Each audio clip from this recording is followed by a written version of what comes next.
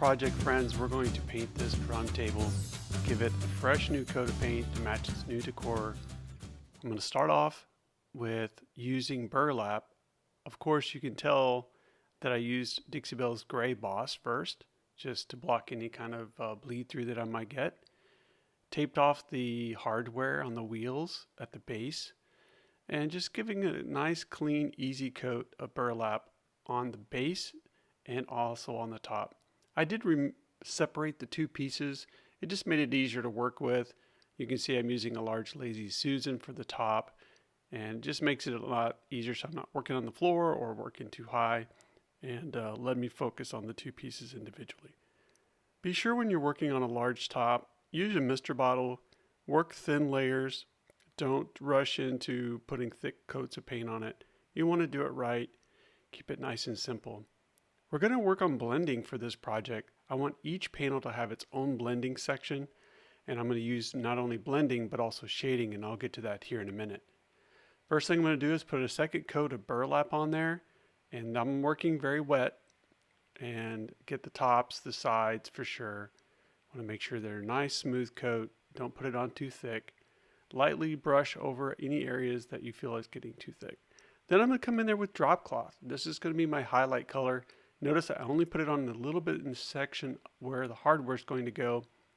And then I'm using an old oval small brush as my, I'll call it blending brush. This is where I'm feathering the two colors together. So I'm working two colors together, wet on wet. Just use a light touch. I'm not putting much pressure at all. I'm just disguising and fading out those brush strokes. You can use other brushes, maybe Dixie Belle, the Belle brush might work, something with more of a faded, soft edge to it. So I'm working on another panel, just going ahead and putting in that burlap one more time, smoothing it out.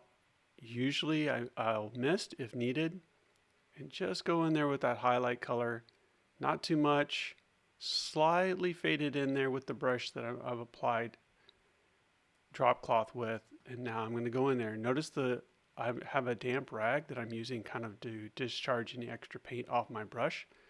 Soft, light, feathery touch. Right here I'm probably putting 2%, 5% pressure, fading out those edges, hiding any brush strokes. And it's a really lovely look. So this is really simple blending. On the base of the table, I'm coming in with burlap again. I'm going to be blending just kind of a highlight around this section here. You may not see it too well once the table stood up, but I thought it'd be a nice little touch to have a little bit of a glow right there. So I'm using a smaller Lazy Susan underneath the base of this base and going around, applying, slightly fading. Notice I'm only working on the top section. I'll come back in with burlap and do the lower section in just a moment. So just fade it. It really does help to have a Lazy Susan so I can spin it around. Mist as needed. If the paint's sticky, it's probably not wet enough. So be sure to keep that misting bottle handy. Alright, so I'm putting a little bit more drop cloth where I last left off so that I can blend into burlap. So just get that in there.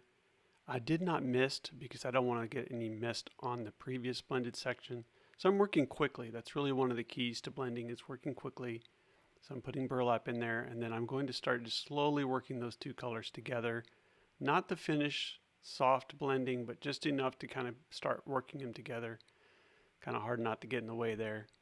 And then I'm going to get my blending brush, which again is an oval small, and just light feathery touch. I did not mist, again, working quickly. If you can't blend quickly, might try a different section that's a little easier to work with.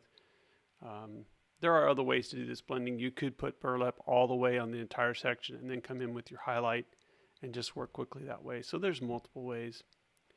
All right, for this section we are going to I'd like to blend from the blue tape to the middle highlight. So I'm going to apply burlap. Same treatment I've been doing for the other two sections, burlap, and then come in with drop cloth, blend those together. Again, just creating a bit of a highlight and some interest to the base, from instead of just basically a one color approach.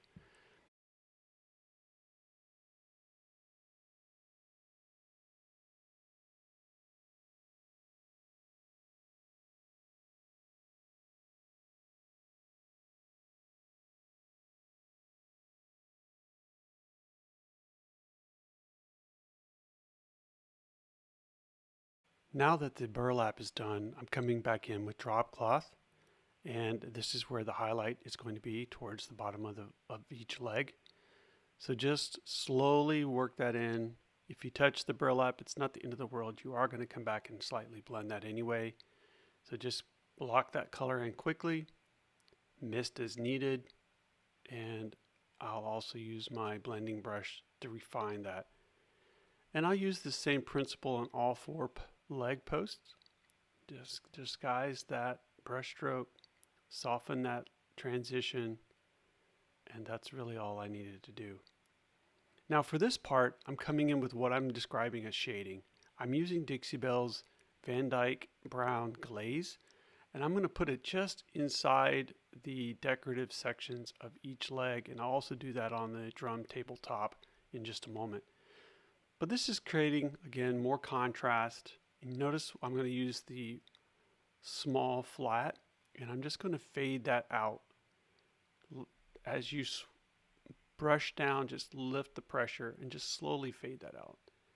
Use my brush, remove some excess, and then I'm going to come back with my wet rag and just wipe off anything that's on the top parts of each leg. And I think that really makes a dramatic look. Notice I did not go all the way down. I don't want to get into the light area where drop cloth is at. All right, for this section, we're going to do it just inside the middle trim point. If you'll notice on the right part of the shot here, I already did one panel. So I was using my hand to keep the mist from getting on my previous work. So keep that in mind. You don't want to get misting water particles on already finished work. It'll leave spots, and that's not the look I'm going for. So here I'm just using one of Dixie Belle's artist brushes to apply a thin section of this glaze. And now I'm using that 1-inch brush again just to softly vignette that look. I did miss, so it's going to move smooth, it's going to be wet, but that's okay. And notice I'm using a rag to remove any excess. If you ever get to the point you feel like you put too much down, just use that rag and dab off any extra.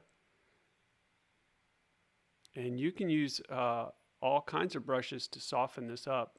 I'm just using the 1-inch because it fits that section really well. I did not top coat yet. You really don't need to. If you're working wet, you'll have plenty of time to work this and soften it out. This is an optional element, but this gives me kind of a vignette, a darker vignette around the edge. You could do a 3-color blend, but I think it's a little bit more work to try and control 3 colors. And I think this looks really dramatic and keeps it classy. I'm using my wet rag to remove any excess around the raised surfaces. And once this dries, we'll top coat it all and put the hardware back on, and it's just going to look great.